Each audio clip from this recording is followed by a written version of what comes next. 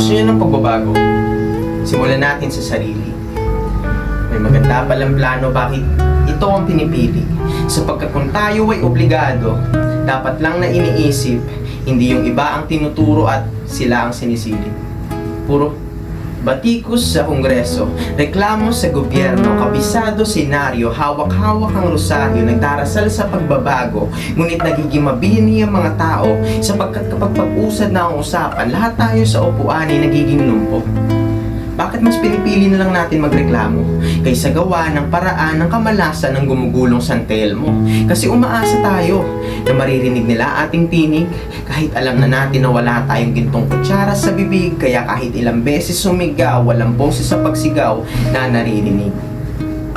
Pinunla ng mga ninuno natin ng binhi para sa kanyang kasarinlan. Ngayong dumating ang mga bunga, di man lang madiligan, kundi kinagat ni Eva ang prutas, walang kasalanan. At kundi naglihim si Cain, walang Abel na mamamaalam. Hindi puputulin ng tugma para makuha niya at malaman na kung walang usad ang Pilipinas, malamang tayo lang din may kasalanan. Tama.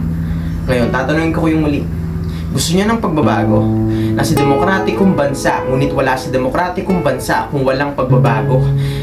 Gawin nating lamang pagiging malaya para gumawa sa aspeto ng tama. Wag lang sa sarili nyo, maging baliw sa paglalahad sa impormasyon, magbabad pa at kamay gamitin sagad. Huwag maging huwad upang hindi mabansagan o tamad sa sariling bayan ni Buwan.